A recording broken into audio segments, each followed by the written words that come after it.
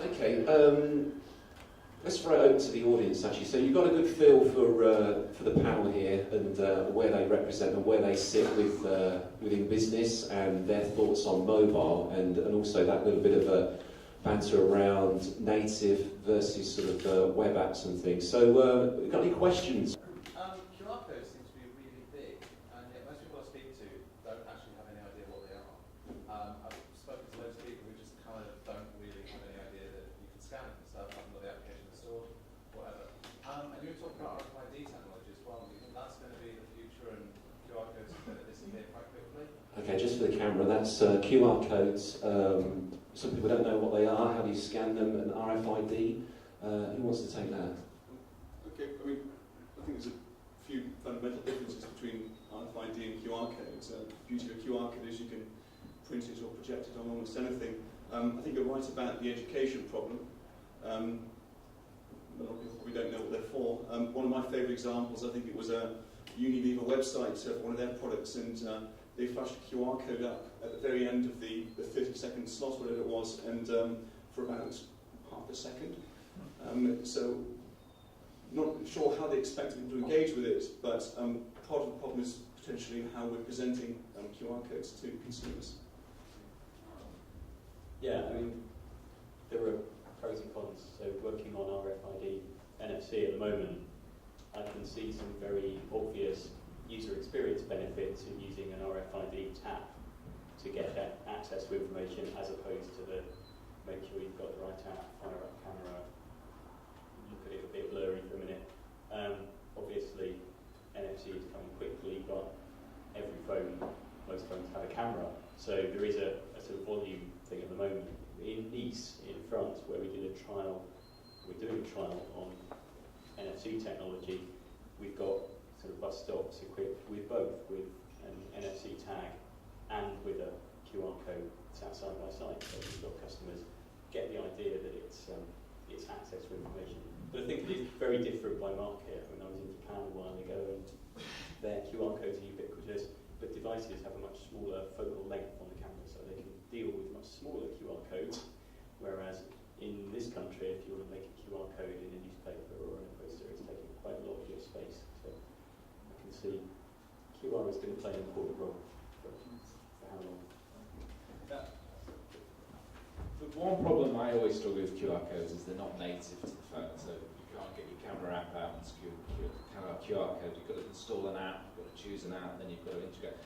I think the user journey and customer experience is pretty poor. I think what's great about NFC is, and what they're doing with NFC is it's native to the phone. So any phone that's coming out NFC, and I think there's about 12 coming out now this year. The user journey, user interaction will be a lot simpler. It's just a physical move, a tap, and interaction. And I think the idea of QR codes is great, but I think it will really take off with NFC and that interaction stuff. I think it's really interesting this has come up again, because the question, just because I did my first QR code project in 2006 with BBC. And actually that was semicode rather than QR code, because from a really geeky point of view, you get more data encrypted in semicode than QR code, but hey. And it's one of those things that it's a great idea, and for the technologists, yeah, but as you were saying, yeah, the user journey is appalling.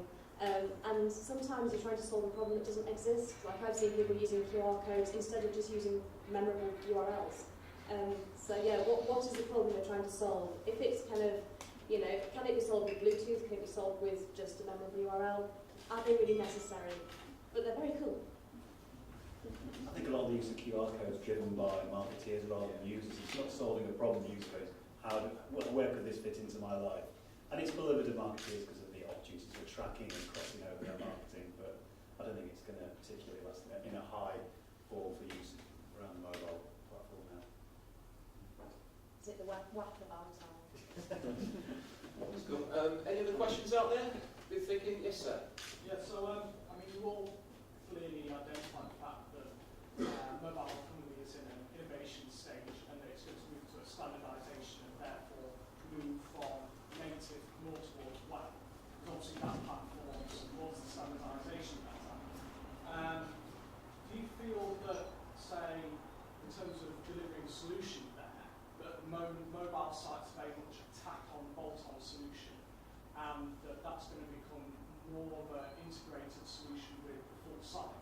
In other words, if you're not cross-device, if you're not agnostic, going forward, so maybe the next generation of websites where people are, say, refreshing totally from scratch, that's the way we're going to have to move.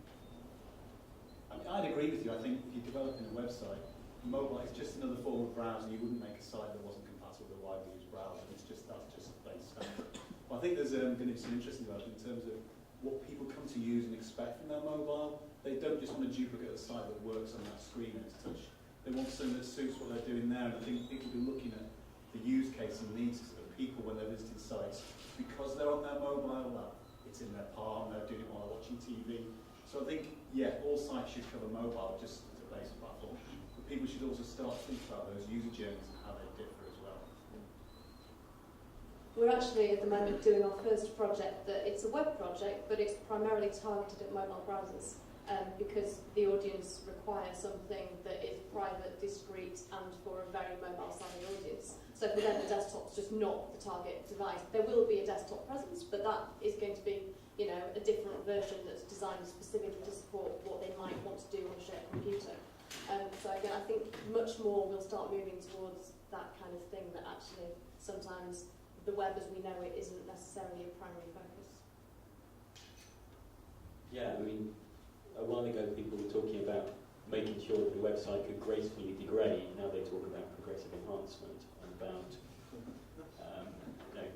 starting with the basics. And the really good thing about starting with the basics is it forces you to really think about your proposition and your architecture from a customer point of view. And if you get that right and then scale it up to a website for a large desktop browser, then you actually stand a chance of having a more usable, more productive website. So starting not always from the top and scaling down seems like a good thing. I think we're at a really interesting time actually with mobile web in a sense because all the statistics show this fairly exponential growth and various projections suggest by sort of 2014-ish we're going to have equal amount of browsing going on between desktops and mobile, which is remarkable really, so how can you ignore it? But as a point to be made earlier today, it's not about recreating 80 pages of content on a small device because people just don't need it. And it's also not about bolting it on. We have to plan this thing when you're at the sort of planning stage, discovering what it is we're going to be creating, and they have to complement each other. Give the users what they require depending on where they are.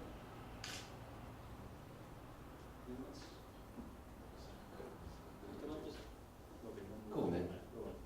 Sorry, just one more thing, which was thinking about where in the world people are, because again, I don't know how many of you are developing for a purely UK audience and how many for Eastern Europe, Africa, the Middle East, Asia.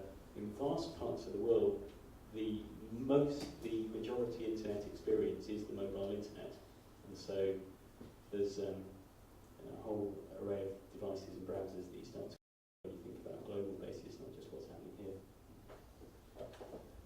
I think, just to add a couple of bits in actually, I think it's really from a perspective of education as well, from a client's perspective of how as an agency or a freelance or however you see yourself is actually educating them into this and making them aware.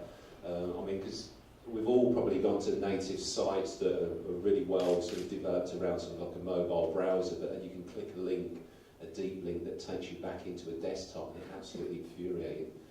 So those sorts of things, even though they might have a bit of a strategy around mobile, they've still not quite got even the fundamental basics right about those sorts of things. So it's still early days with that sort of stuff. We'll come back to a couple of questions from the audience in a minute. We'll just move back on to some of the questions that I've got prepared here. And one around 3G actually, about connectivity for mobile. And some would say that the UK is a little bit lagging behind